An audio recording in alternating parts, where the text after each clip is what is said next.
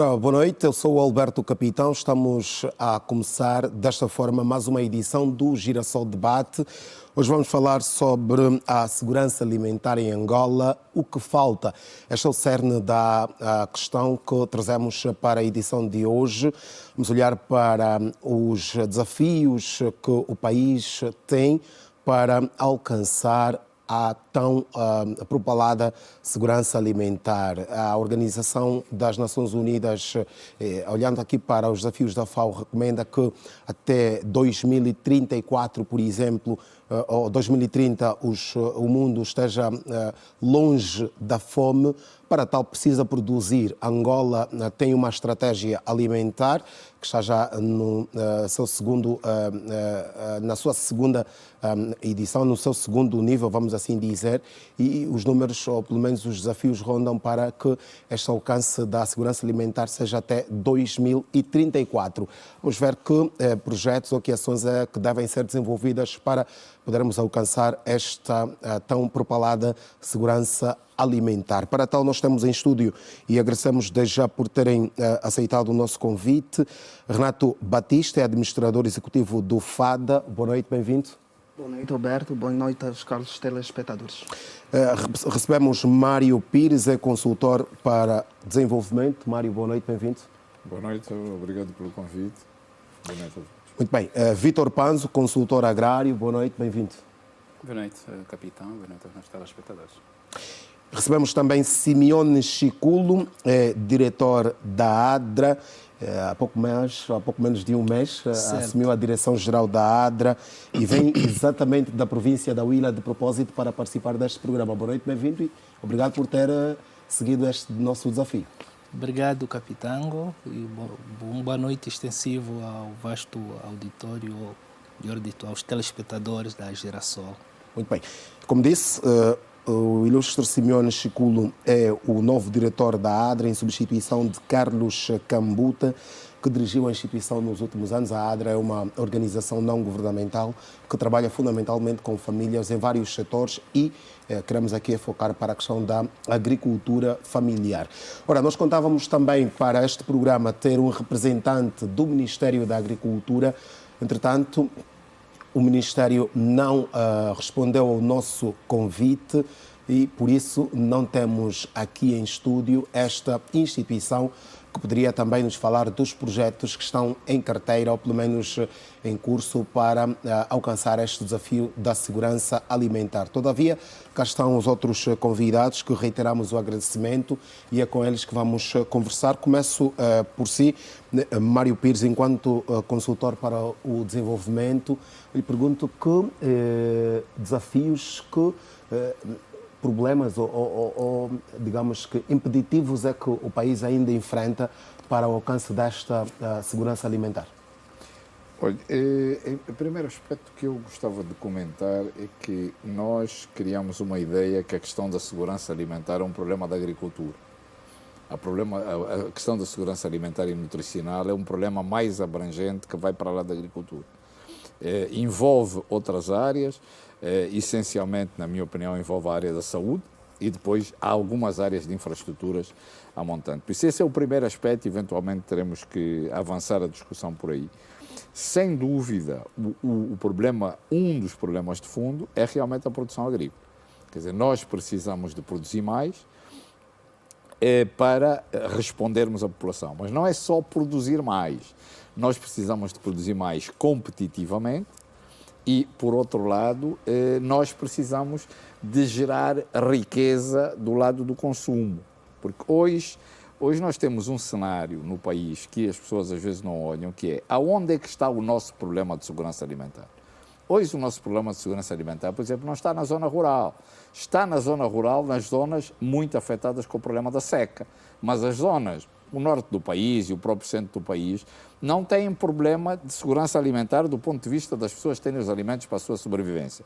Podem não ter a devida dieta alimentar, que é outra das discussões que temos que ter, que nós temos que ter a lógica. O nosso problema hoje da segurança alimentar é no periurbano.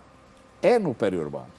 E no periurbano só se resolve a segurança alimentar por duas vias. Ou distribuindo alimentos às pessoas, que é estamos a falar de um número de pessoas muito elevado, ou essas pessoas têm que ter renda para adquirir os alimentos. Mas para distribuir, Mário, há É preciso necessidade de produzir. claro. Mas distribuí-los é um custo orçamental do modelo. O modelo tem que ser um modelo económico. Por isso, as pessoas têm que ter emprego para terem renda para poderem alimentar-se. Por isso, o problema é um problema muito mais conjuntural do que olhá-lo só no problema da produção de alimentos, porque nós podemos produzindo alimentos ou importando alimentos é exatamente igual, porque essa é a discussão às vezes, o objetivo é produzir alimentos, mas se eu os importasse, eu neste momento, mesmo que os importasse, o meu problema de segurança alimentar mantinha-se porque as pessoas não têm renda. Isso, há aqui um problema de emprego e geração da riqueza. Esses são dois elementos que muitas vezes nos falham. Nós lemos os documentos, eu li este decreto, o 4725, e eu olho para isto parece-me ser um decreto do problema do Ministério da Agricultura. Não, isto é um problema do país, isto é altamente multidisciplinar. Muito bem, este decreto de que fala o Mário é o decreto 47/25 de 18 de fevereiro, que responde aos desafios atuais, no caso olhar aqui para a Estratégia Nacional de Segurança Alimentar e Nutricional 2, com o objetivo de garantir a disponibilização e o acesso equitativo a alimentos saudáveis em todo o território nacional.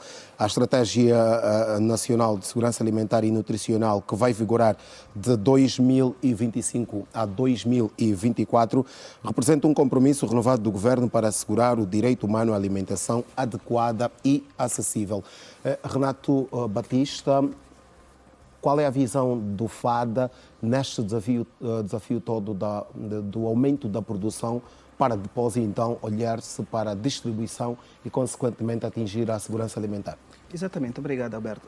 Se calhar por ser a primeira vez aqui no debate e nessa estação televisiva, convém fazermos aqui aos nossos telespectadores o enquadramento daquilo que é o FADA e o seu papel na sociedade. O FADA é um fundo público, foi criado à luz do Decreto Presidencial 2/86, tem 39 anos. Tem como objeto social a alocação de recursos financeiros para fomento e desenvolvimento da agricultura, com particular enfoque à agricultura familiar. O FADA passou por várias reestruturações e somente a partir de 2020 teve o seu registro aprovado pelo Banco Nacional de Angola. Há quem pense mesmo que surgiu em 2020. Exatamente. Mas afinal tem 39 anos. 39 anos. Desde 2020 demos início à nossa atividade creditícia. E para o efeito, atualmente, tendo em conta aquilo que são os desafios que fomos constatando, nós, para a materialização dos nossos objetivos, criamos uma série de linhas e produtos financeiros para atender as mais diversas demanda nesse caso, dos produtores rurais.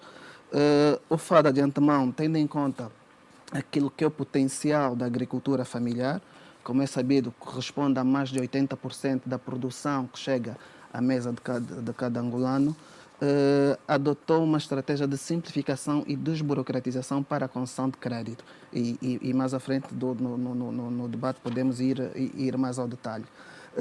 Neste sentido, tendo em conta aquilo que é a estratégia definida pelo Executivo, porque é mais abrangente, conforme o Mário frisou, não é um papel ou um objetivo exclusivo do Ministério da Agricultura, é muito mais abrangente.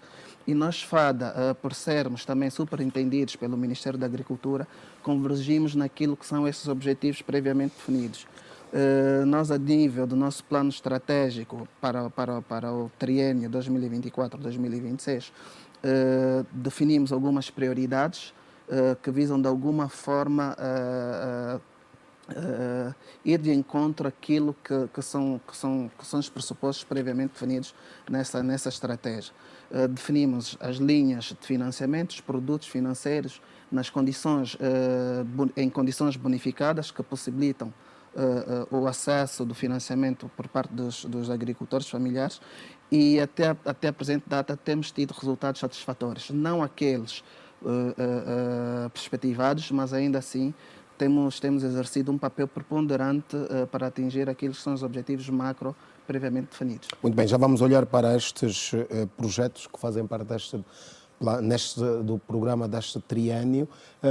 Simeone Chiculo, enquanto diretor da ADRA, gostávamos também de conhecer a visão desta organização não governamental que está em Angola já há muitos anos também e que trabalha fundamentalmente com as famílias. Na vossa ótica, qual é o grande, digamos que, empecilho, o grande impedimento do desenvolvimento do setor da agricultura e todo o setor produtivo para o alcance desta segurança alimentar?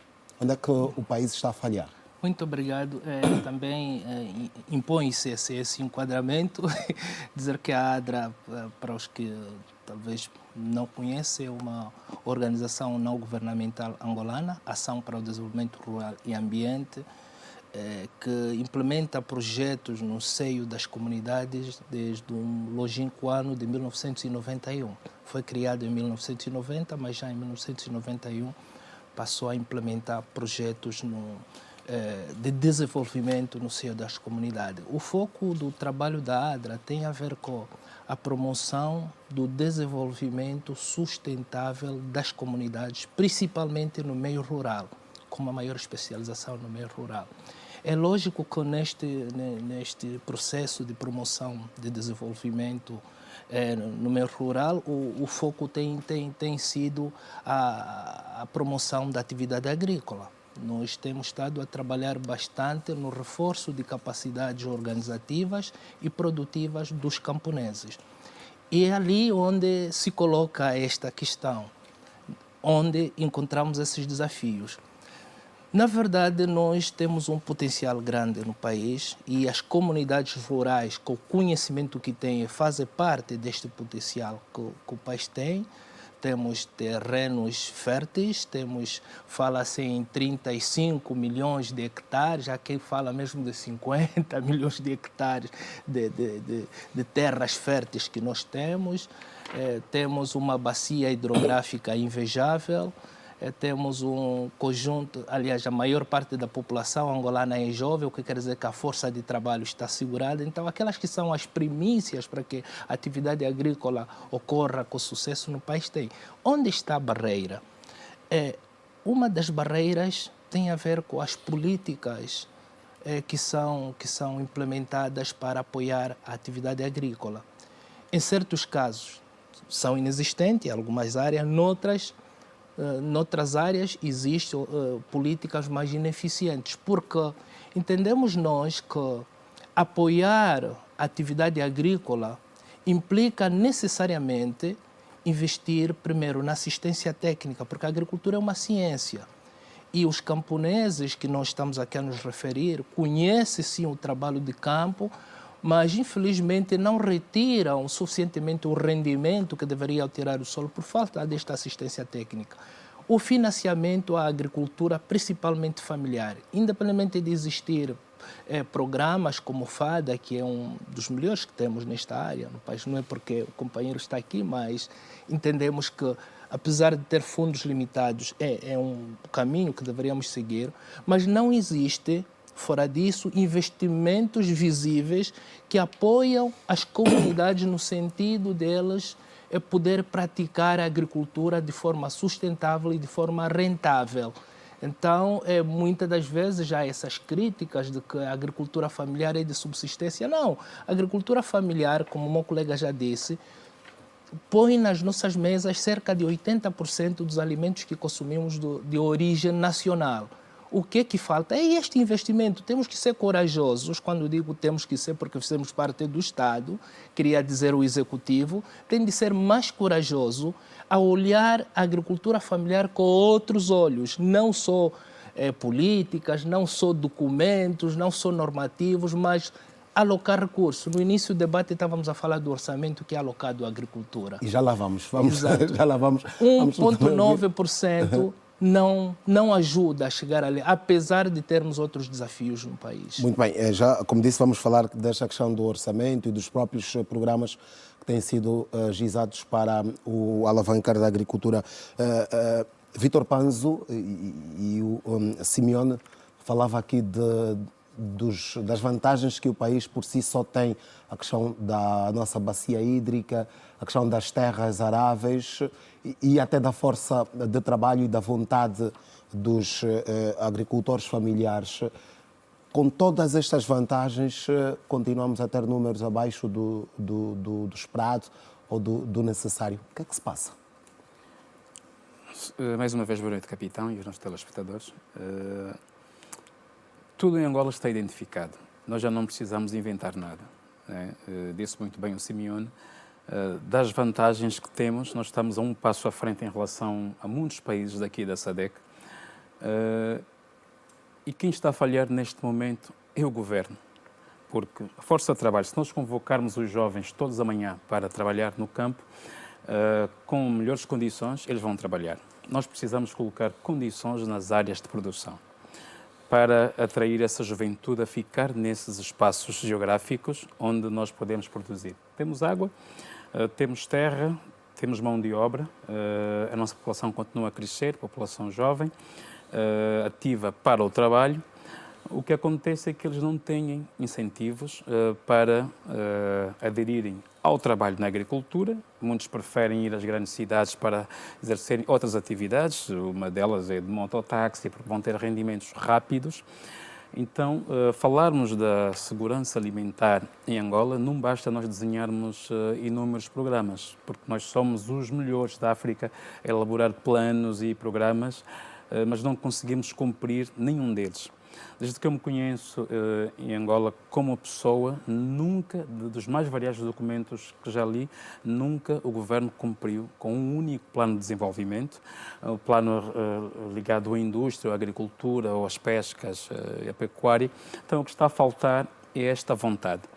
Então, temos que ter coragem, todos nós, de continuarmos a discutir esse assunto. Segurança alimentar é muito mais do que isso, é muito mais do que fazermos programas. Significa, quando falamos de segurança alimentar, significa as pessoas terem alimentos suficientes para poderem usar durante um período de tempo, um mês, que é o período em que nós em Angola pagamos os salários, não é? Terem rendimentos suficientes para adquirirem esses alimentos, sejam eles produzidos cá ou alimentos importados. E como disse o Mário, isso é um problema transversal, não é? Não tem a ver só com a produção no campo, mas arrasta aqui vários setores. O setor da saúde é um deles, o setor da educação, precisamos formar as pessoas e bem informadas. A saúde, o saneamento básico é importante, tudo isso vai desembocar neste binómio de segurança alimentar. Falou-se aqui deste plano, não é, da Estratégia Nacional de Segurança Alimentar e Nutricional. Na verdade, isto é uma repetição. Nós estamos a repetir um plano que foi elaborado em 2009. O plano de 2009 era um projeto de longo prazo, não é? Mas inicialmente nós íamos fazer de longo prazo. Mas o decreto diz que é uma evolução do primeiro plano. Só que nós não evoluímos. Nós não evoluímos da primeira estratégia, porque a primeira estratégia dizia de médio prazo era até 2013. Para nós produzirmos alimentos e reduzirmos, por exemplo, a taxa de produtos alimentares importados em 50%, nós não conseguimos cumprir isso. A nível da saúde também, nós não conseguimos cumprir essa estratégia que era de 2009, 2013, que era o plano ou a estratégia de médio prazo, e de longo prazo estaria a terminar agora 2025. É um plano que tem 87 páginas e nós não cumprimos nem abaixo da metade. Então, é perigoso. Nós tivemos muito dinheiro no período 2004 até 2014 e não dirigimos esses valores, as receitas, no caso, para esses planos. Então, Vitor, vamos estender a conversa aqui para não monopolizar.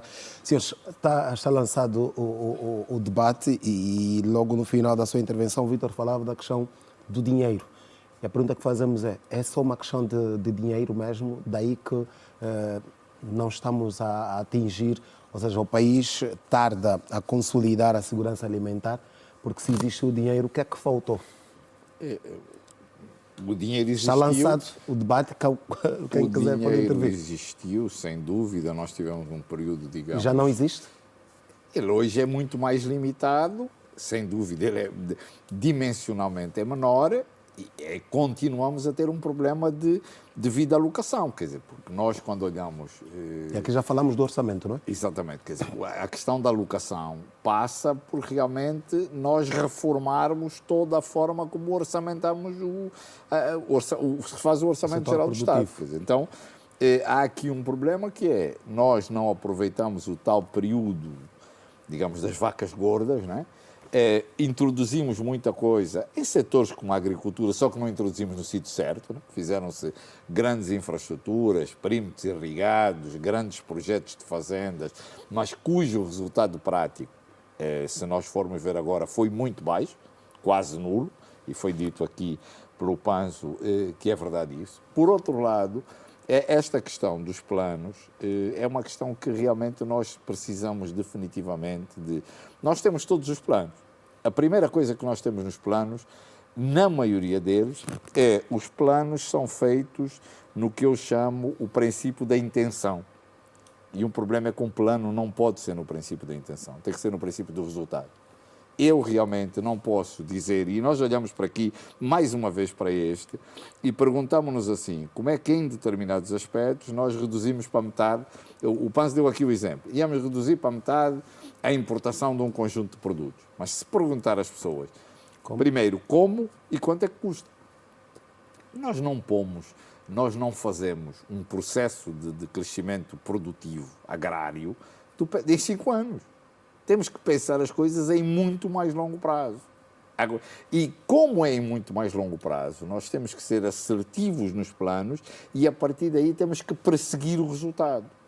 Como nós somos pouco assertivos e queremos resultados muito rápido, nós mudamos os planos muito depressa. Isso, nós estamos praticamente a mudar quase os planos ao ritmo da mudança dos ministros, né? Nem estamos a falar da mudança do ciclo eleitoral. Em cada ciclo eleitoral somos capazes de, a meio caminho, mudarmos 2 ou 3 vezes. Então, aqui à partida, quando nós olhamos para isso, nós precisamos de saber para onde é que queremos ir e como é que lá vamos chegar e temos que perseguir esses objetivos. Depois há a questão do dinheiro. A questão do dinheiro é importante.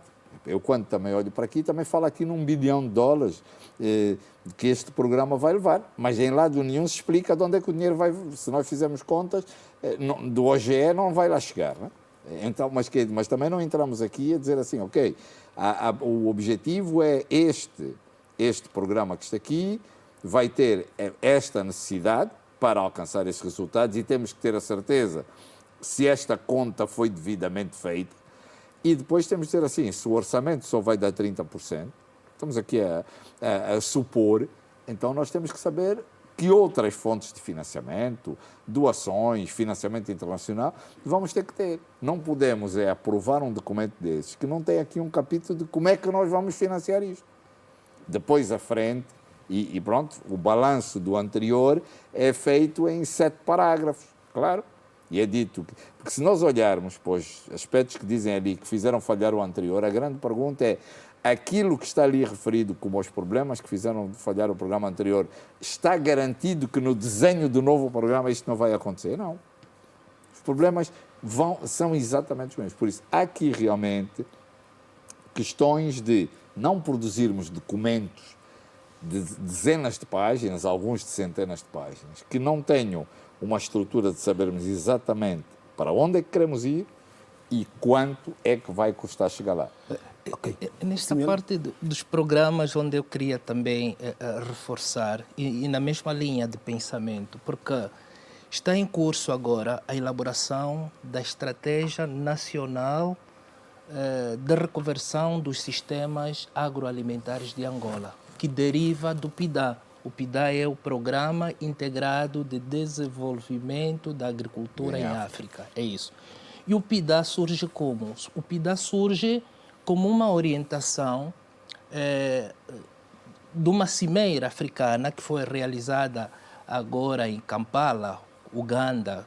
Digo agora porque foi em janeiro de 2025 que nesta cimeira os chefes de Estado e chefes de governo que estiveram presentes foram orientados de que devem elaborar uma estratégia nacional, cada país tem de elaborar uma estratégia nacional de reconversão dos sistemas agroalimentares e, por via dessa estratégia, eliminar a fome até 2030. É exatamente aí onde iríamos chegar. Então, Simeone, com as estratégias, com os planos, 35. temos estado a... até 35.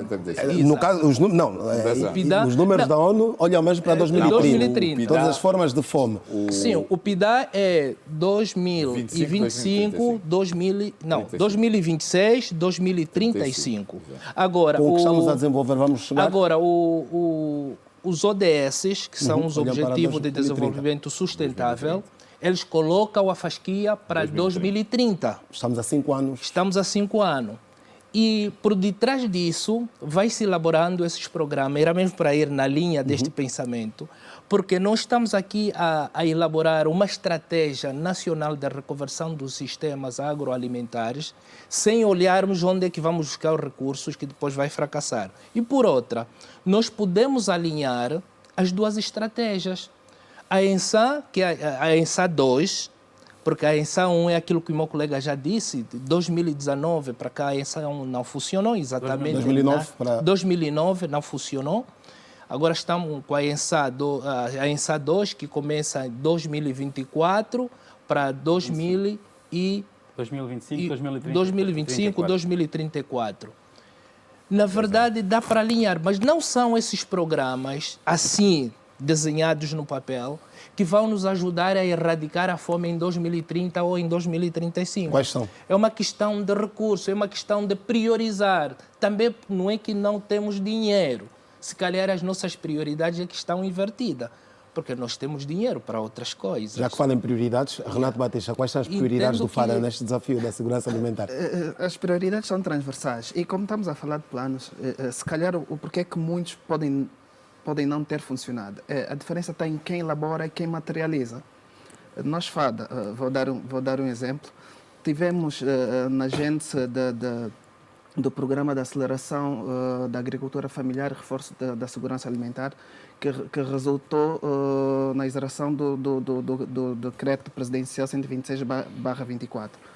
Efetuamos o diagnóstico, fomos ao campo, vimos quais eram as necessidades efetivas do produtor, alteramos o paradigma de que a agricultura familiar é meramente subsistência, é de rendimento, há quem faz dinheiro com a agricultura familiar, alteramos o paradigma e vimos que o problema não está só nos recursos financeiros, está nos serviços e está no know-how. Nos serviços, o que é que nós fizemos? Criamos um produto financeiro muito voltado à mecanização da agricultura familiar, em que criamos condições para que os pequenos produtores possam ter acesso a meios de mecanização a preço bonificado, possibilitando que os mesmos aumentassem suas áreas de produção e, consequentemente, através da assistência técnica, pudessem também aumentar os seus níveis de rentabilidade. Neste sentido, devo ainda dizer que, ainda que a passos lentos, o Executivo tem estado a intentar aqui alguns programas que, de alguma forma, têm originado bons resultados. Não os perspectivados, mas bons resultados. Nomeadamente, vamos lá. Em 2022, o FADA materializou o programa dos 500 tratores a ex-militares, em que obteve um financiamento na ordem de 500 milhões de dólares voltados à aquisição de meios para a distribuição a fundo perdido a cooperativas compostas por ex-militares, é muito na vertente também da inclusão social daqueles que participaram no conflito que nós tivemos. Na campanha 2022-2023, para combater a deflação sobre o preço dos fertilizantes, o FADA materializou também, por via de uma capitalização na ordem dos 17 mil milhões de kwanzas, o programa Fertiliza Angola, em que adquirimos os fertilizantes e financiamos a preço bonificado na ordem dos 65% aos pequenos produtores. Senhor Administrador, programas e implementação. Resultados. Quais são os resultados que foram obtidos destes, por exemplo, destes dois que acaba de falar? Exatamente, destes dois resultados. E se incluirmos aqui, deixa eu ver a nossa cábula, se incluirmos aqui os cerca de 400 meios que o FADA acabou por financiar no último ano, nós estamos a falar de um aumento na ordem dos 182 mil hectares produzidos em relação aos 50 mil hectares produzidos nas campanhas anteriores. Estamos a falar de uma evolução acima dos 300% a nível daquilo que são as áreas de produção. Estamos a falar, antes da mecanização, antes da disponibilização dos meios, estamos a falar de 52 mil hectares produzidos pelos produtores familiares e até o fim da campanha de 2024, pelo menos até o final do ano civil de 2024, já estamos a falar em 182 mil hectares produzidos. Do levantamento que se fez, nós estamos a falar em mais de 1 milhão, em mais de 1.500 milhões de toneladas de produtos diversos produzidos. E posso dar exemplos muito específicos. Nós, FADA, por via da nossa estratégia de potencialização das zonas que já têm indícios de produção efetiva, nós contribuímos consideravelmente para que, pelo menos na última quadra natalícia, o preço dos tubérculos, nomeadamente a batata rena, não subisse. Financiamos na abertura da campanha muitos produtores que estavam na vertente desta cultura e tivemos resultados satisfatórios e é a batata que chegou às nossas mesas. Na quadra natalícia e depois o ano todo, como é que fica? Nós hoje nós financiamos de forma sustentável. O FADA não financia uma cultura. O FADA financia no mínimo 3 culturas, porque nós sabemos de antemão que com uma cultura o cliente não vai pagar todo o financiamento. Salvaguardamos a primeira cultura, salvaguardamos a cultura de rotação do produto e salvaguardamos uma terceira cultura. Nós falamos da vertente de financiamento, porque é que muitas das vezes até agora não correu certo? Porque nós adotávamos e aprovávamos os financiamentos de forma transversal. Aprovávamos os projetos de financiamento da agricultura como se fossem da indústria, como se fossem do comércio, com prazos de carência de 6 meses, de 9 meses, quando muitas das vezes a cultura proposta é de 18 meses.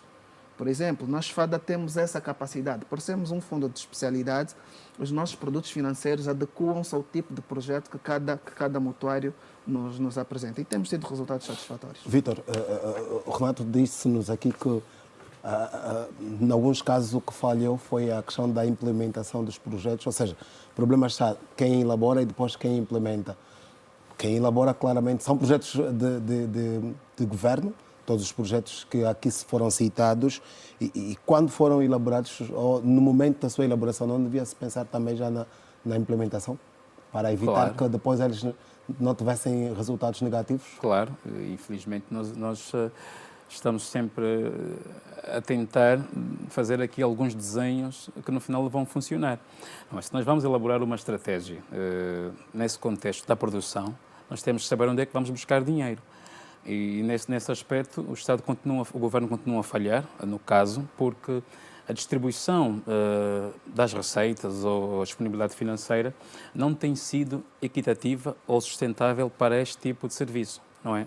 O setor agropecuário é um setor sensível e nós temos que ter muito cuidado quando vamos elaborar planos para este tipo de setor e também a alocação financeira é muito importante. O Renato estava aqui a falar dos financiamentos do FADA, não é? Mas também eu posso puxar aqui o BDA, que para mim é um dos bancos mais importantes deste país, porque foi criado com um pendor e para financiar a economia, o setor produtivo, não é? Nós estamos a falar de um banco que foi criado há 19 anos, mas que não tem estado a fazer o seu trabalho como devia ser. Por exemplo, tem uma taxa de juros muito alta, 13,3%. Não é apetecível para o setor produtivo, não é. É muito alto. Não é sustentável, porque os outros bancos daqui da região, bancos da África do Sul, do Botsuana, da Zâmbia, do Zimbábue e também da Namíbia, têm taxas de juros para este tipo de atividade muito baixas, não é? E eles estão voltados, quando elaboram os planos, eles financiam e funciona. Então, eu não consigo compreender como é que nós elaboramos um plano mega de muitas páginas e não conseguimos cumprir na íntegra se os elementos, os fatores de produção nós temos muita disponibilidade de mão de obra e vale dizer que para o setor agropecuário a mão de obra não é cara, não é. A questão é, Vítor, estes incentivos chegam a estes produtores com vontade de trabalhar? Não chegam, porque não é suficiente, porque, como disse na primeira intervenção, falta vontade política do governo. Nós temos que admitir isso. Se nós olharmos para todos os documentos, a despesa pública em Angola é tão desfasada, não é equilibrada, porque o setor que nós devíamos apostar, seguramente, que é o setor produtivo, nós não estamos a fazer. Eu sei que o Governo, no caso o Fundo de Garantia de Crédito, tem uma garantia soberana de mais de 300 mil milhões de kwanzas para financiar o setor produtivo. Vamos ver como é que isso vai ser distribuído, não é? Nós temos que olhar para o setor Nós questionávamos a mesma agroalimentar. questão da seleção dos beneficiários desses Esse é o grande projetos. problema. Esse é o grande problema. Porque o que se diz às vezes é que não, eu sou produtor, tenho vontade, solicitei um crédito, solicitei um financiamento, mas não Fazer não isso tive é acesso. muito fácil, capitão, porque as pessoas que trabalham no campo estão identificadas. Não vão trazer um financiamento para o Mário ou para o Renato que não tem fazenda, não tem produção nenhuma. Nós temos que acabar com o amiguismo, com o compadrio em Angola, para evitarmos esse tipo de situações. O que acontece é que as pessoas não querem falar sobre esse assunto, porque isso existe. Existe o compadrio. Então, nós temos que olhar de Cabinda ao Cunene. Agora, Angola tem 21 províncias. Nós sabemos quem são os produtores. Eu podia indicar, olha, os produtores estão localizados no sítio A, B, C e D. Na Baía Farta, nós temos muitos produtores. Na Huila, onde está a sair agora o Simeone, no Uija, Cabinda. Eu fui em Cabinda e falei com uma senhora que é produtora de banana, uma mulher que produz muita coisa. Ela precisa de financiamento. Ela recebeu umas viaturas no âmbito do programa do Ministério da Indústria e Comércio para a distribuição dos produtos do campo para a cidade.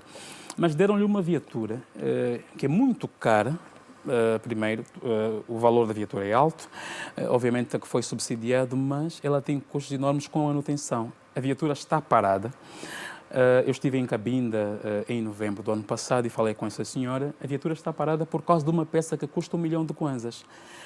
Ela não tem o dinheiro para comprar essa peça porque ela tem que pagar salários aos seus funcionários, porque ela tem muitos funcionários, e ela usa a carrinha pessoal para tirar os produtos do campo para vender na cidade. Então, essas pessoas têm que ser apoiadas, têm que ser financiadas.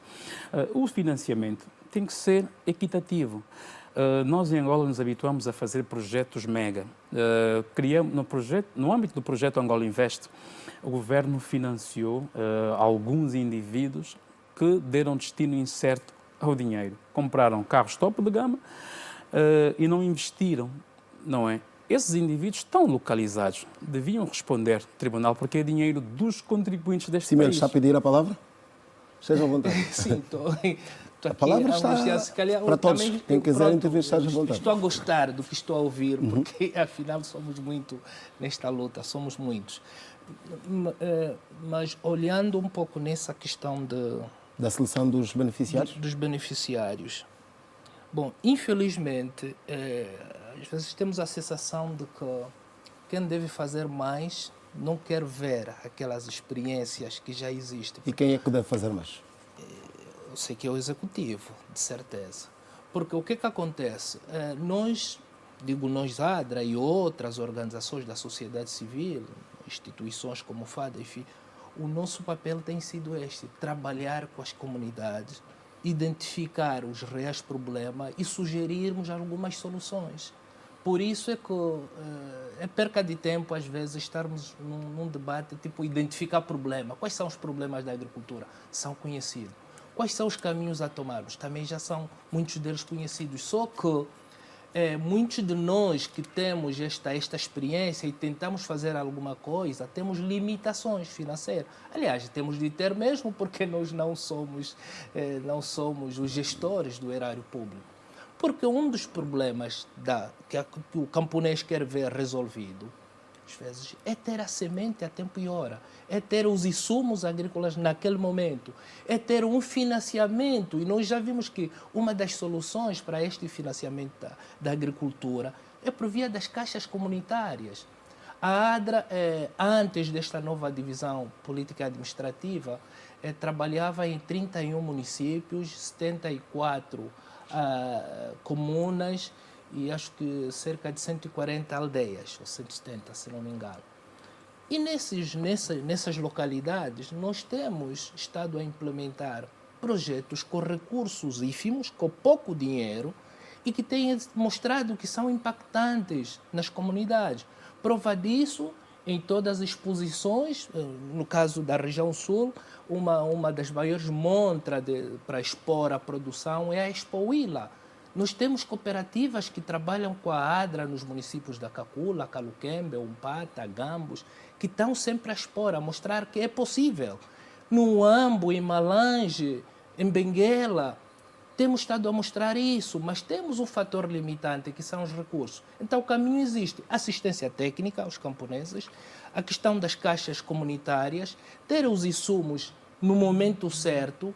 E há um outro problema que nós, ONGs, não podemos resolver, nem temos estado a experimentar resolver, que é o melhoramento, a reparação das vias secundárias e terciárias, para facilitar o escoamento, a promoção do próprio comércio rural, porque isso iria também ajudar a ter a cadeia de valor dos produtos agrícolas. Isso gera emprego, isso dá um valor acrescentado à produção e torna o camponês que hoje é visto como pobre num camponês rico. Muito então bem. já existem experiências, isso tudo o que eu estou a falar, pelo menos nas comunidades onde trabalhamos, já temos estado a mostrar que é possível, temos parcerias estruturadas com o governo, mas infelizmente aquele que é o nosso principal papel de mostrar caminho, às vezes esse caminho não é seguido. Muito bem, senhores, nós temos muito ainda para abordar ao longo deste programa. Precisamos fazer um rápido intervalo. Sublinho, estamos a falar da segurança alimentar em Angola, o que falta. E temos em estúdio o FADA, a ADRA e também 2 consultores, um para desenvolvimento e outro para o setor agrário. Gostávamos de contar também aqui com a presença do Ministério da Agricultura, mas como já fizemos menção na abertura do programa, não foi possível porque esta instituição não respondeu ao nosso convite, daí que estamos hoje sem esta instituição para também apresentar os projetos e ações que estão a ser desenvolvidas no quadro da segurança alimentar. Mesmo assim, vamos continuar com o Girassol Debate, em momento apenas para um rápido intervalo.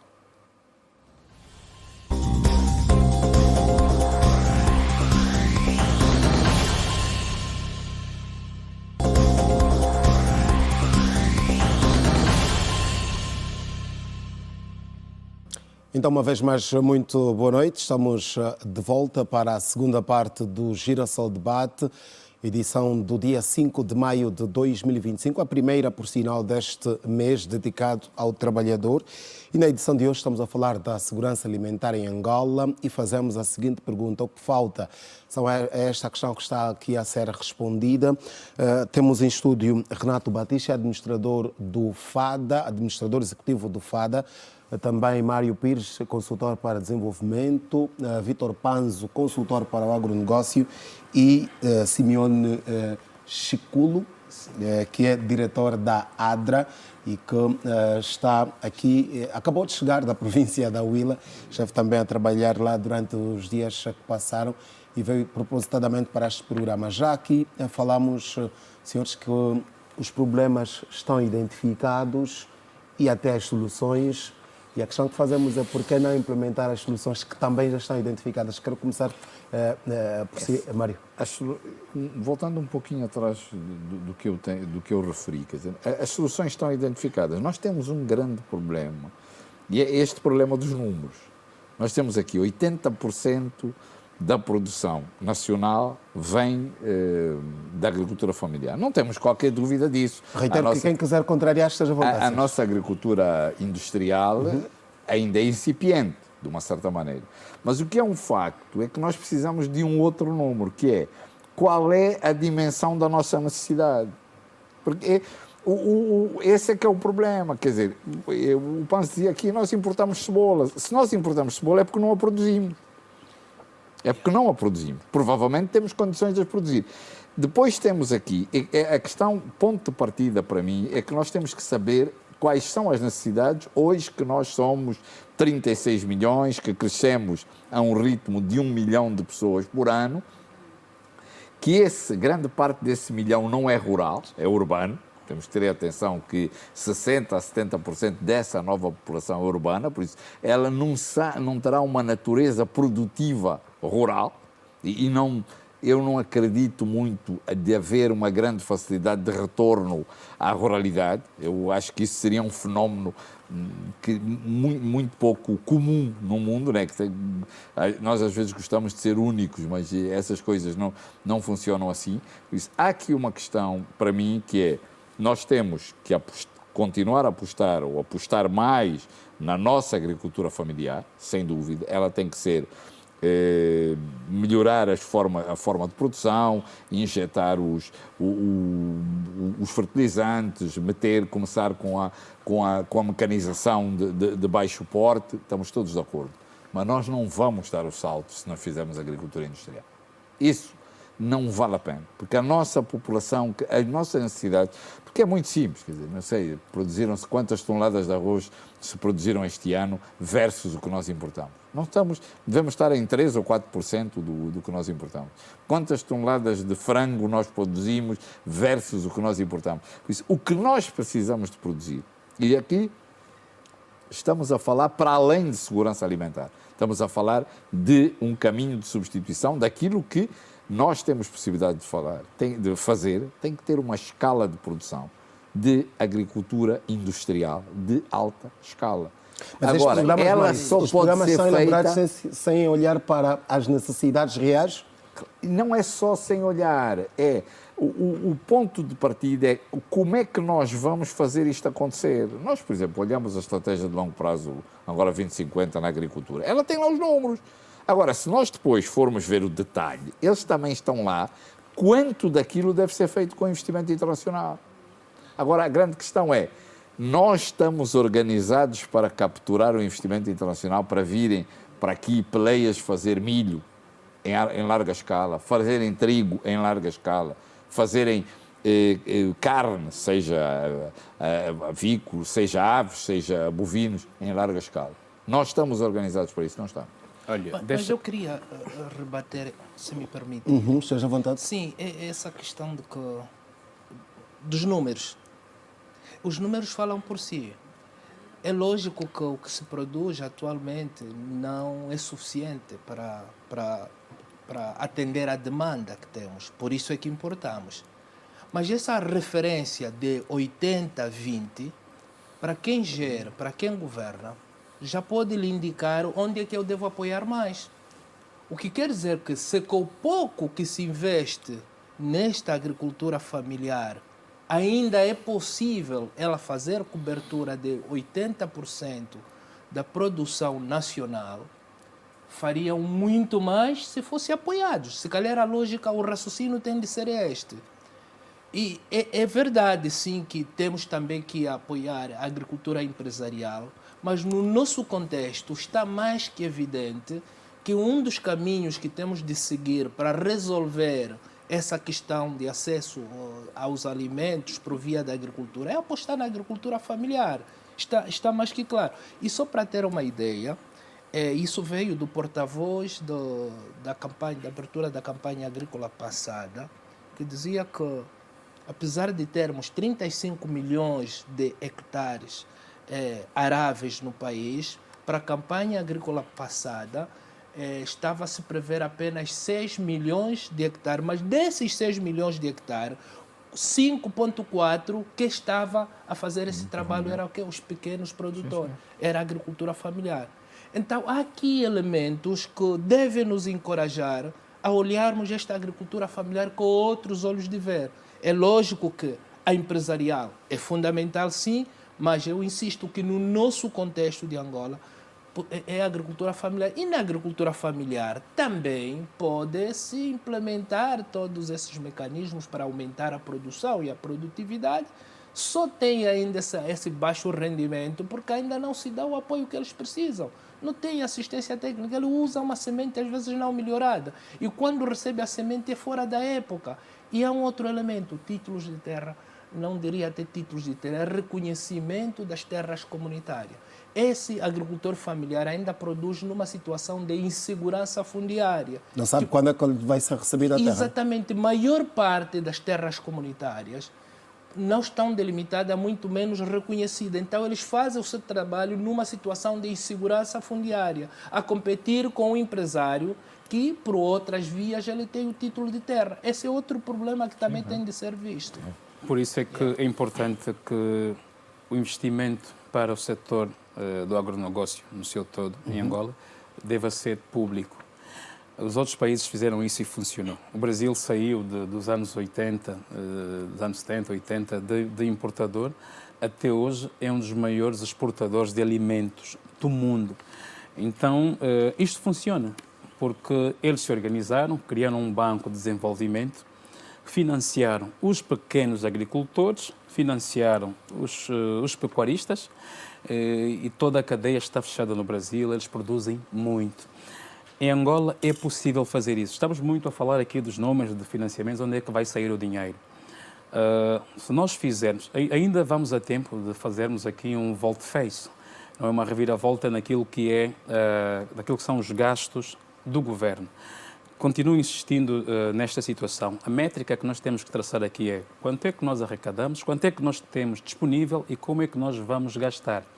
Se nós olharmos para as viaturas que o governo tem, por exemplo, de cada ministério, nós vamos ver só os Lexus estacionados, por exemplo, amanhã, terça-feira, vamos fazer contas. E vamos ver que gastamos muito dinheiro a comprar passivos. Nós podemos podemos agora corrigir isso nesse orçamento de 2025, que provavelmente será revisto tendo em conta a baixa do barril de petróleo no mercado internacional. Nós ainda estamos muito dependentes desta commodity, não é? É possível fazermos uma reformulação, capitão. Então, nós temos em Angola 3 milhões e 100 mil famílias camponesas, 100 mil cooperativas. Temos que continuar a apoiar essas famílias com financiamento sustentável, e quando digo sustentável significa taxas de juros muito baixas e um tempo de maturação bastante considerável, não é?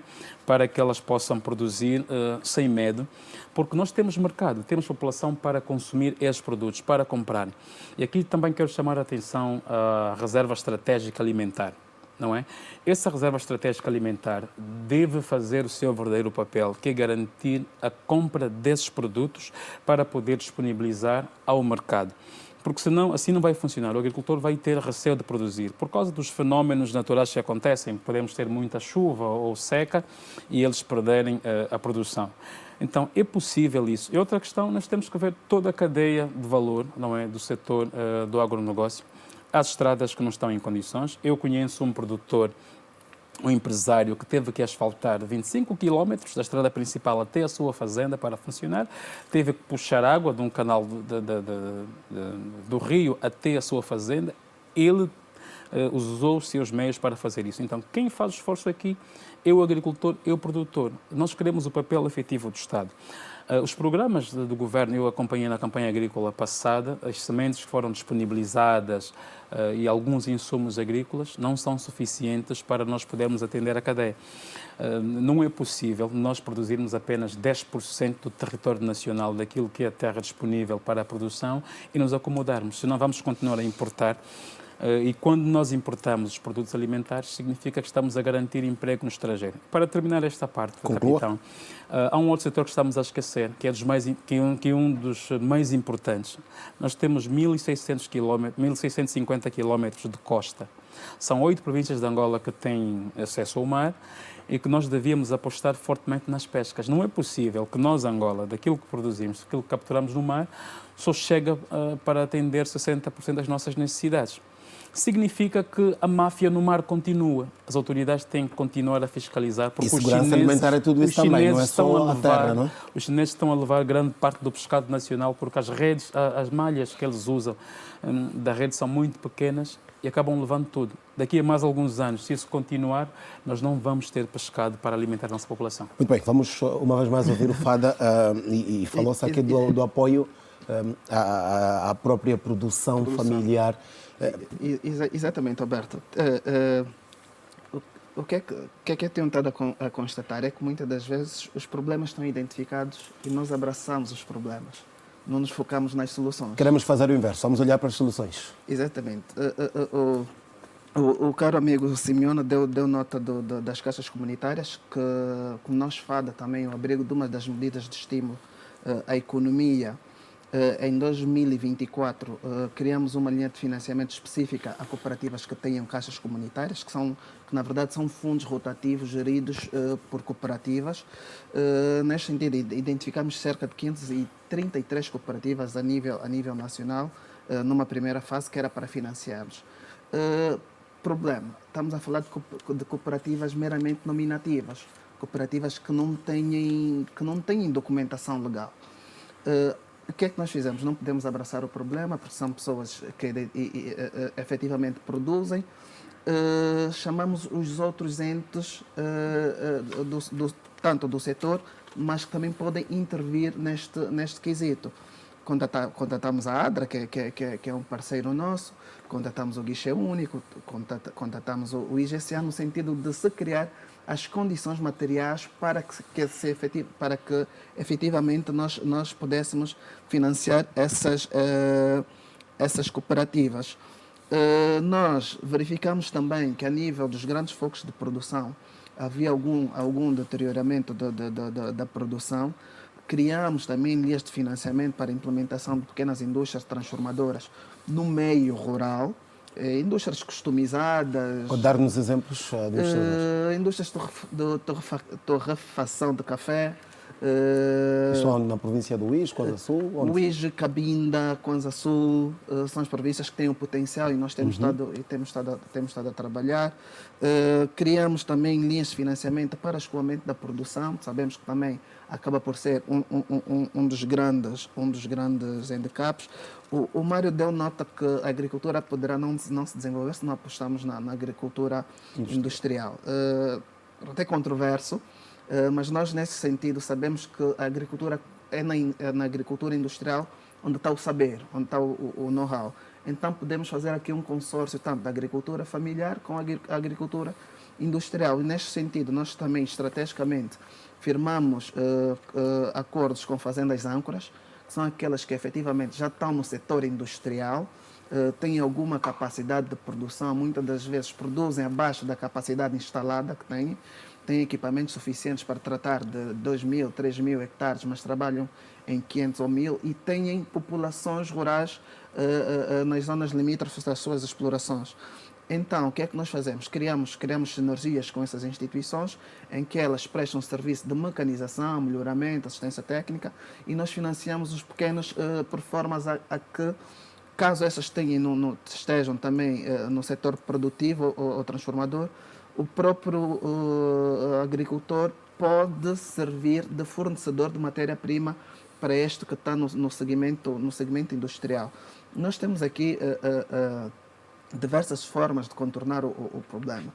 Falou-se da taxa de juros. Os nossos financiamentos têm uma taxa de juros negativa, não só comparando a inflação ou o custo de oportunidade. A nossa taxa máxima é de até 3%. Administrador Renato, 3% para qual produtor? E disse na sua intervenção que encontraram, por exemplo, produtores que sequer têm um documento, têm um bilhete de identidade.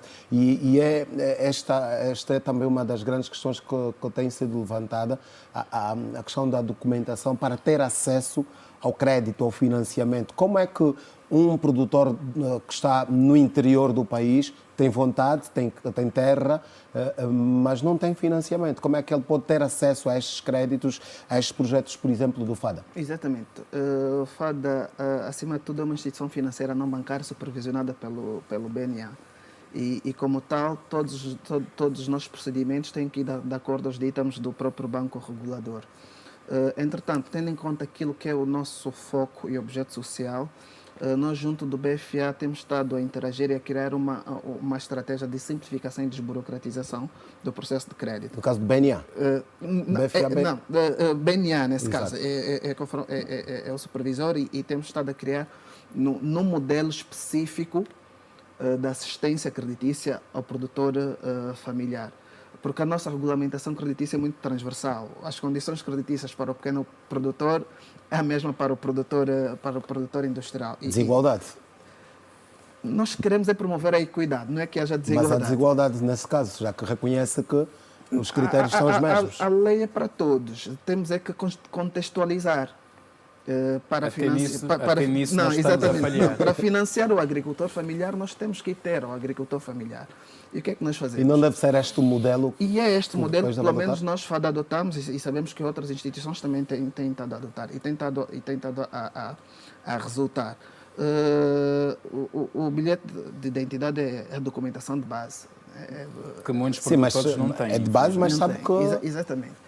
O acesso também não tem sido fácil. E nós, FADA, ao abrigo do nosso quarto pilar estratégico, que tem a ver com a nossa responsabilidade social, temos estado a trabalhar com os outros entes, que é o que eu disse, não podemos abraçar o problema, temos que ir buscar a solução nas outras instituições. Temos estado a trabalhar com as outras instituições. Se verificamos que uma cooperativa efetivamente não está devidamente legalizada, os seus integrantes não têm bilhete de identidade, nós vamos intervir junto dos órgãos competentes para que efetivamente possam sanar aquelas dificuldades. Nós também, falou-se aqui da questão dos direitos fundiários.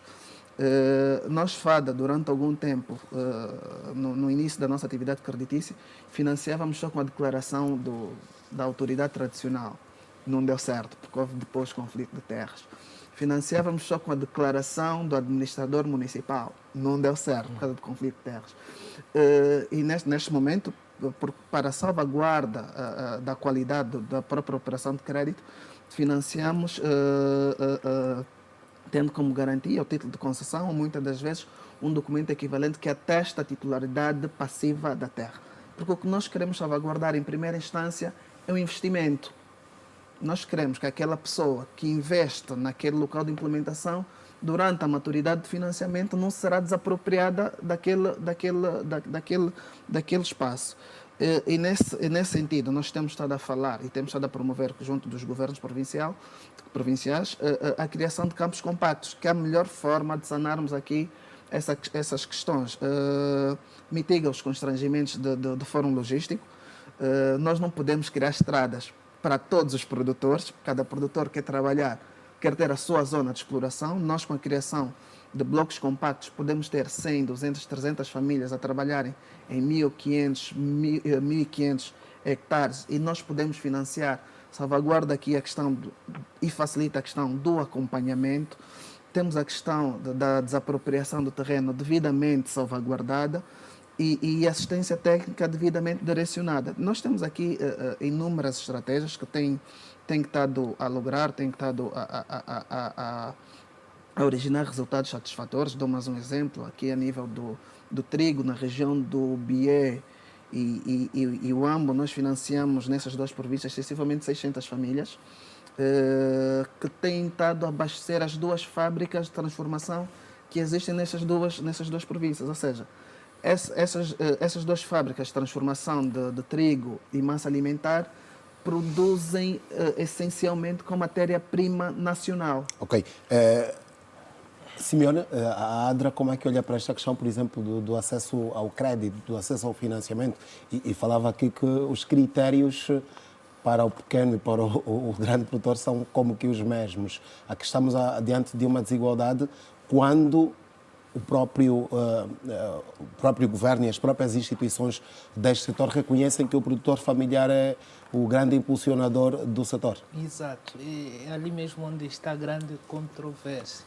Porque, na verdade, há esse reconhecimento, os números falam, enfim, mas na prática, esse pequeno produtor ainda continua estando em desvantagem. Por exemplo, nessa questão mesmo do acesso ao crédito, sem tirar mérito dessas pequenas iniciativas que vão existindo, mas, no geral, esse pequeno produtor não tem acesso na dimensão que ele precisa, porque um dos elementos que aqui o companheiro do FADA disse são mesmo os tais fatores limitantes.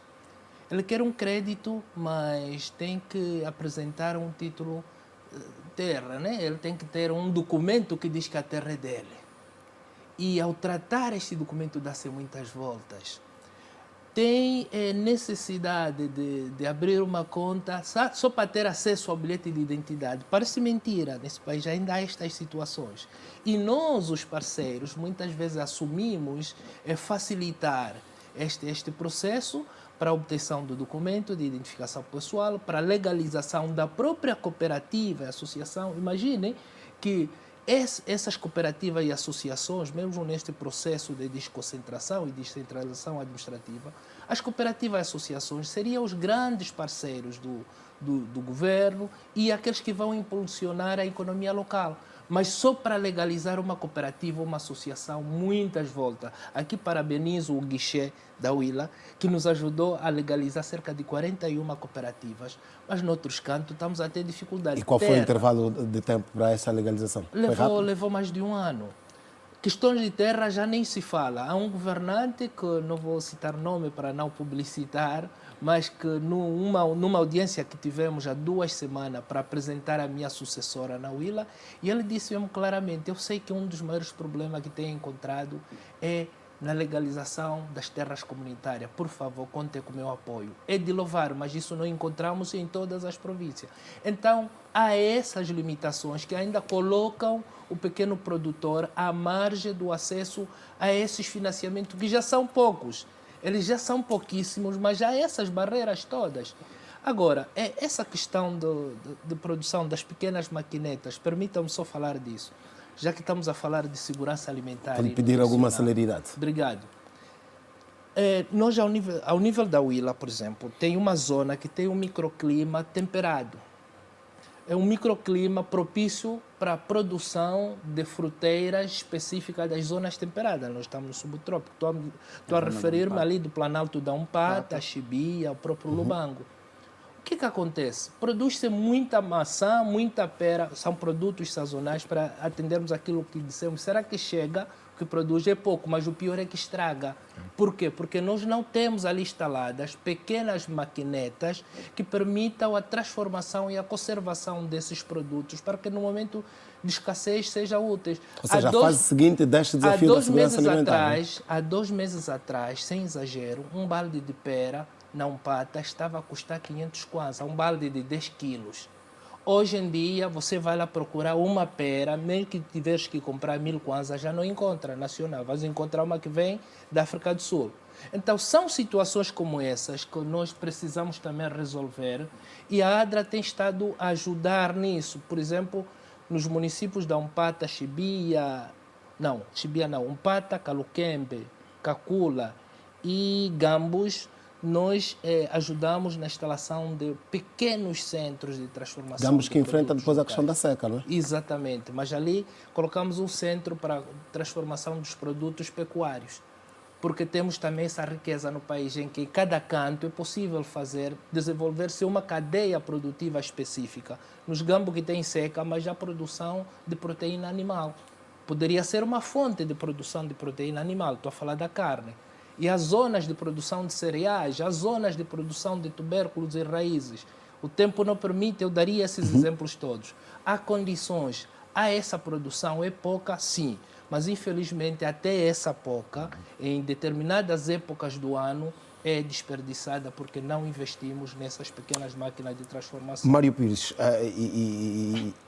falaram aqui o facto que a agricultura é este princípio, mas há depois também a questão da indústria, né, que é o fator de desenvolvimento. Como é que podemos dar este passo seguinte nesta questão mesmo do desafio da segurança alimentar, que, como disse no princípio, envolve uma série de fatores e de setores? Como é que se pode depois avançar quando ainda há questões, por exemplo, que falavam da questão do escoamento dos produtos? Como é que se pode depois transformá-los? Nós temos realmente um problema de escoamento, um problema de logística. Né? Nós temos um problema de logística que se chama logística de conservação. Né? Um bocado o que se levantava ali. Nós temos os ciclos de produção, nós produzimos nos ciclos agrícolas, né, que têm o seu ciclo de produção, e em muitos produtos nós temos este problema que eu referi aqui, quer dizer, num determinado momento a pera custa 500 kwanzas o balde, porque é o momento em que há muita pera, e depois já não há pera, então não há preço para ela, né?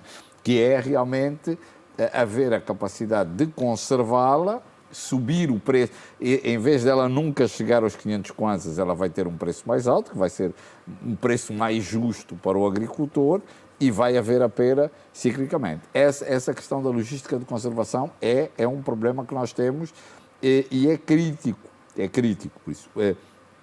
Eventualmente, esta questão das pequenas indústrias de processamento vão ser uma solução, quer dizer, provisória, quer dizer, que é realmente os excedentes partirem para essa indústria, só que essas indústrias têm alguns problemas depois a seguir, que é chegarem ao mercado. Quer dizer, porque são indústrias que não estão preparadas para fazer processos de conservação de longo prazo? Médio e longo prazo. Por isso, estamos a falar em produção que também tem que chegar ao mercado num ciclo que não é muito mais longo do produto original. Por isso, há aqui este tipo de aspecto que tem que ser levado em consideração. Agora, há outro tipo de indústria. Quando nós falarmos de indústria para fazer a substituição, imaginemos a indústria associada ao tomate, aí nós já estamos a falar, tem que haver produção agrícola de escala para eu manter uma indústria dessas a funcionar. Quer dizer, eu não posso nem estar subordinado à sazonalidade de produção, né? Porque senão eu tenho a fábrica parada 9 meses ao ano.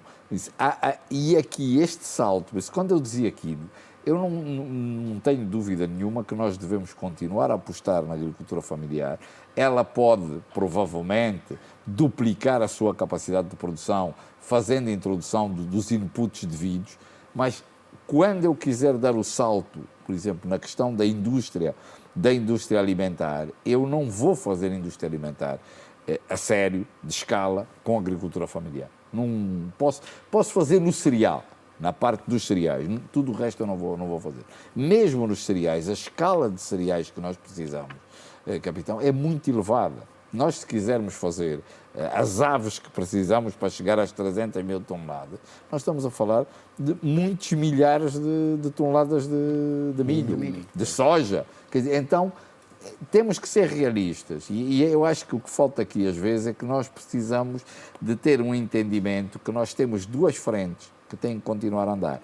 Uma está muito dependente das verbas que vêm do Orçamento Geral do Estado. E então é preciso pôr mais dinheiro aí. No início, eu dizia que para nós fazermos isso, temos que fazer uma reforma do Orçamento Geral do Estado, total. Quer dizer, porque de outra maneira, de qualquer das maneiras, e eu acredito que aí estejam de acordo comigo, mesmo que o orçamento só tenha 2%, provavelmente mesmo esses 2% não são eficientemente utilizados.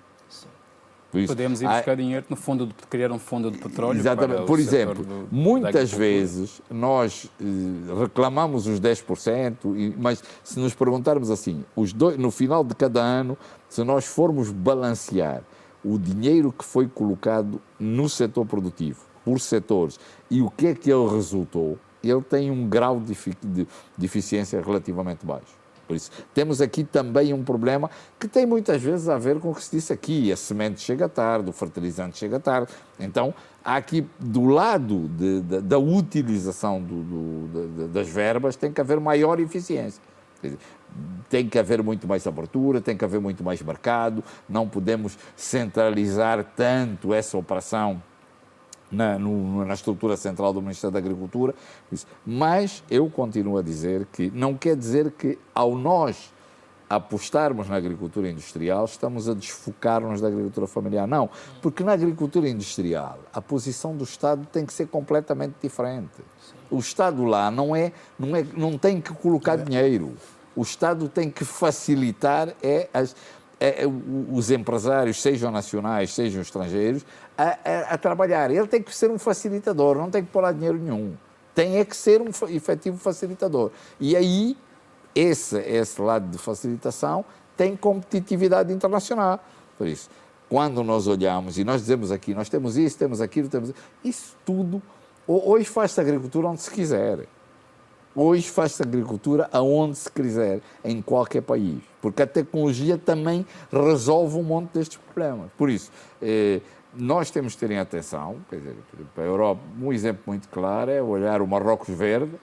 Estamos a falar de alguém que está na proximidade do deserto e hoje é o celeiro vegetal da Espanha e da França.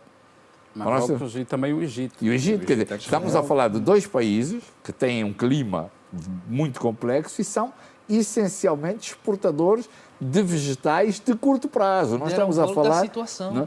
Mas fazendo uma agricultura intensiva. Sabe por que isso aconteceu? Porque o Estado se preocupou em fazer isso. Exatamente. Foi a preocupação do governo. Nós podíamos imitar isso. Claro, o Presidente esteve agora no Egito, depois foi para a Índia. convidando os empresários para investirem aqui em Angola. Se nós não melhorarmos todos esses aspectos que temos aqui no nosso país, as questões burocráticas, nós somos, em África, um dos países mais burocráticos. Para tratar qualquer documento que seja, levamos uma eternidade. Assim não vamos melhorar o ambiente de negócios. Isso não se resolve com um decreto. Com ações em cada administração comunal, municipal, governo provincial e até no governo central. Estamos a falar dos ministérios. Pegando a deixa que falava o Mário sobre a facilitação dos industriais, não é? Muitos industriais reclamam da burocracia, da morosidade para tratar um documento sequer. Não é possível. Os bancos dificultam os financiamentos. Desta forma, nós não vamos conseguir. E há empresários que têm muitos produtos e querem até exportar. Têm excedentes. Para exportar, há outra dificuldade. Ele tem mercado lá fora para vender. Eu posso dar exemplo de um produtor agrícola aqui no país que exporta para Portugal e também para os Emirados Árabes Unidos, que tem tido dificuldades, não é? E outros. Conheço um produtor, um agricultor em Benguela, na Baía Farta, que tem dificuldades de vender o seu produto na vizinha República Democrática do Congo, por causa dessa situação da licença para exportar, como é que isso funciona. Muitas vezes o cliente dele tem o dinheiro para pagar, mas o produto para sair é onde Deus nos acuda. Então, esses industriais têm que ter esse processo facilitado, como dizia o Mário. E Simeone, deixa dizer que quando um governante facilita um processo, não é para a gente louvar, é o trabalho dele. Ele é governante, tem um mandato que foi conferido por nós, então ele tem que fazer o seu trabalho, é o seu papel. Nós não temos que bater palmas quando um governante assina rápido o documento e o processo sai. É o trabalho dele, tem que fazer. Porque cada um de nós aqui tem que desenvolver a sua atividade como deve ser, tendo em conta... É que, como não tem sido norma, o caminho é esse. Por isso parece novidade, né? Quando não é o normal. Como não tem sido norma, então quando há essa pequena diferença, temos mesmo que enfatizar. Por isso é que eles não infelizmente, estão a eles deveriam entender assim, deveriam dizer, bom, mas por que ele fez menção a isso? Não, porque o que deveria ser normal não tem sido normal. Ok, senhores, então, nós há casos específicos que nós temos que não ter sido, infelizmente. Muito bem, nós estamos de acelerar porque estamos a ficar sem tempo. Renato Batista, olhar uma vez mais para as iniciativas do FADA. Por exemplo, temos aqui dados que dão conta de 710 projetos na área do apoio à comercialização e logística e depois fala-se em 666 já em curso, porque fala-se de 710 projetos aprovados e depois de valores desembolsados. Gostávamos que falasse um pouco destes projetos, a questão da comercialização logística, do apoio à pecuária e até do apoio à mulher rural. Exatamente. De forma muito sintetizada. Exatamente. Nós temos 8 linhas de financiamento. A primeira linha de apoio a investimento, que é muito voltada à aquisição de equipamentos para mecanização. Temos a linha de apoio à produção, que é muito voltada ao crédito de campanha para quem já produz e pretende aumentar as suas áreas de produção e, consequentemente, produtividade. Temos o AgroJovem, que é uma linha de financiamento voltada ao financiamento de jovens com formação em ciências agrárias ou com apetência para a atividade agrária, para fomentarmos aqui o autoempreendedorismo e combatermos aqui o êxodo rural. Temos uma linha de produtos especiais que é muito voltada ao fomento de produtos com uma forte componente de exportação, crédito café, crédito cacau, palmares, mel, algodão. Temos tido também uma demanda expressiva nesse segmento. Temos o crédito às caixas comunitárias, que é uma linha que resulta das medidas de estímulo à economia. Mas nessa linha, por exemplo, dos produtos especiais, os números dizem que foram apresentados 20 projetos e só um desembolsado. Estes números são a 31 de dezembro. Já temos números bem mais expressivos. Porque nós, a nível do crédito café, sabemos que a maior parte dos nossos cafeicultores trabalham em fazendas antigas e, consequentemente, não têm a documentação. Então, tivemos que trabalhar com os órgãos competentes. Mais uma vez, voltamos a falar da questão burocrática. Não, mas nesse caso já estão sanados. No caso dos cafeicultores, já estão devidamente sanados. São zonas comprovadamente produtivas e são pessoas que já estão ali naqueles campos há sensivelmente muito tempo. Se calhar, para ser um bocadinho mais pragmático, tendo verificado as dificuldades no que diz respeito ao processo de logística, ou pelo menos do transporte da produção do campo para as zonas de consumo, nós criamos a linha de financiamento de apoio à comercialização e transformação, que é muito voltada àqueles que podem não estar propriamente na atividade produtiva, mas que funcionam como operadores de comércio rural.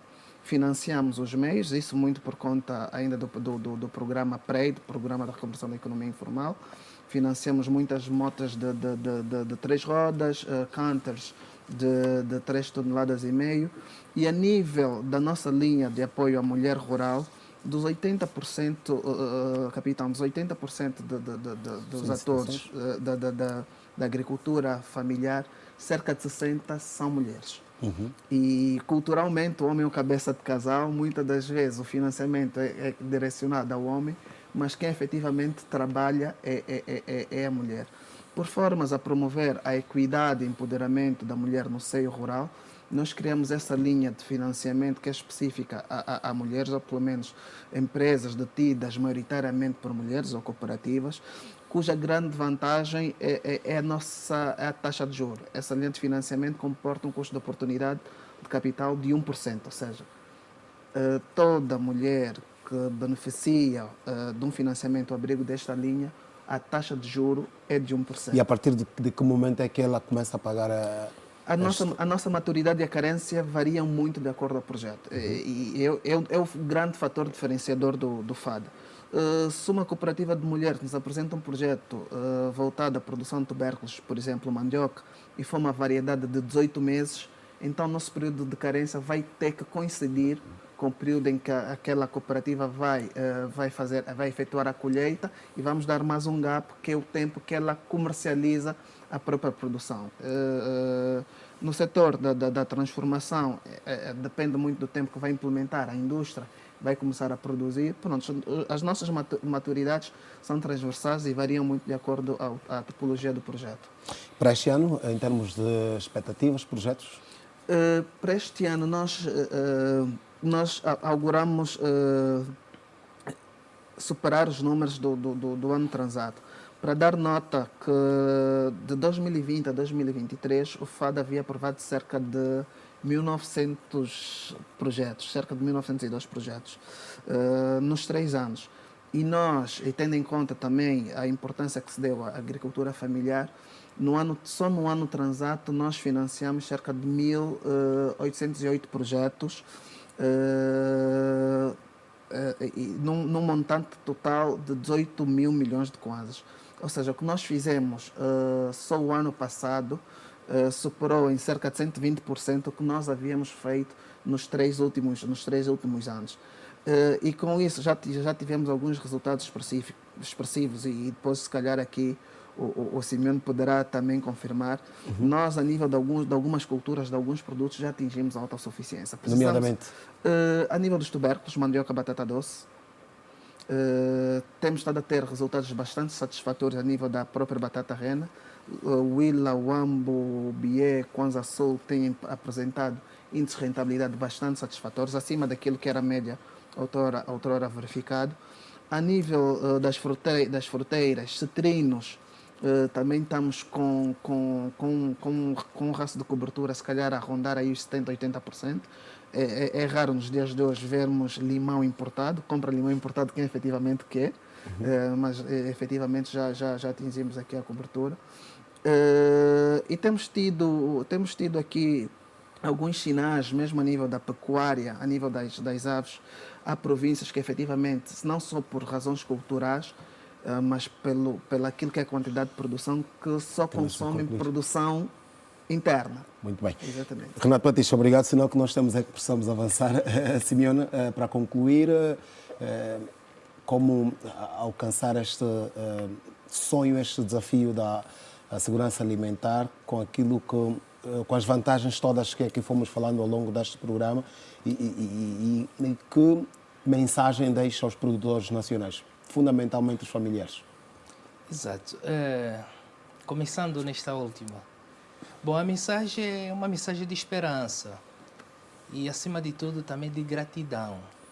Porque se nós assumimos que eles são responsáveis dos 80% daquilo que vem na nossa mesa, que provém da produção nacional, então eles têm o direito de receber esse reconhecimento e esta gratidão. Esperança de que, na verdade, o caminho é este, que temos de seguir, que é apoiar a agricultura familiar, sempre em paralelo, como dizia Mário? o Mário, sem colocarmos de parte a produção que vem por via da agricultura empresarial, mas temos de contar com eles, não só contar, mas fazermos mais do que temos feito em termos de apoio. Então, o caminho é esse, o caminho é aproveitarmos o máximo que temos, o caminho é aumentar, triplicar a produção, porque a população cresce de forma exponencial e a nossa produção cresce de forma aritmética. Então, é preciso sim aumentarmos os níveis de produção e produtividade, mas como nada acontece por acaso, é preciso fazermos investimento. Haja coragem de alocar recursos, termos despesas de qualidade, isso é importante, reduzir a burocracia, porque isso não depende de dinheiro. A mania que um governante tem de atender a um problema da comunidade não é dinheiro, você despachar um documento para que a cooperativa seja legalizada, para que a cooperativa tenha a sua terra e, acima de tudo, que se faça uma despesa de qualidade na agricultura. Então, o caminho é esse. Depois é que vamos olhar em qual é o dinheiro que temos que acrescentar para fazer melhor. Mário Pires, o problema não está só no dinheiro, está na vontade das instituições de deixarem os produtores trabalhar, não é? Também. Provavelmente é por esse lado. Eu acho que esta abordagem que foi feita aqui é uma abordagem importante. Realmente há um conjunto de aspectos de simplificação que são processos normais que deviam acontecer. Um bocado o Panzi realmente dizia que o governador não tem que dizer que vai ajudar a resolver os problemas, que ele tem que resolver os problemas. Não está a fazer favor. Exatamente, não há favor nenhum, estão a governar e governar é isso. E muitas vezes, se nós tirássemos um conjunto de dificuldades que são meramente administrativas e burocráticas, quer dizer, a partir daí ficava muito mais fácil. O dinheiro que entrasse no circuito ia ter resultados muito mais eficientes. Porque realmente, muitas vezes, há uma plena reclamação de financiamento, mas se nós olharmos, há um conjunto adicional de aspectos que, se não for resolvido, começando por coisas muito simples, o bilhete de identidade. Quer dizer, estamos a falar de coisas muito simples, que é um direito de cidadão, que é o bilhete de identidade. Pronto, depois também os aspectos de como regularizar a terra por meios das cooperativas, é preciso olharmos para isso sempre com um objetivo muito simples, simplificar para resolver. Esse é a abordagem que tem que ser feita. Vítor, Dom Caetano disse que o nosso chão tem tudo, mas não falamos aqui só do chão para atingir a questão da segurança alimentar. É verdade. Podemos ter o melhor chão, podemos ter o melhor chão, o melhor mar, se nós não usarmos as técnicas todas para extrair o que está na terra e o que está no mar, não vamos ter absolutamente nada. Eu cresci ouvindo que Angola é um país rico, que tem tudo, mas depois descobri que esse tudo, alguém não está a fazer quase nada para que esse tudo que nós temos se materialize, né, e beneficie os angolanos. É perigoso. Mais do que nós discutirmos esses assuntos e apontar os problemas, isso tem soluções. Estão identificadas estão identificadas e nós estamos sempre a bater na mesma tecla como é que nós vamos fazer para resolver esse assunto. E antes de falar das soluções, deixa eu dizer uma coisa, Renato. Só lhe peço pragmatismo. Exatamente.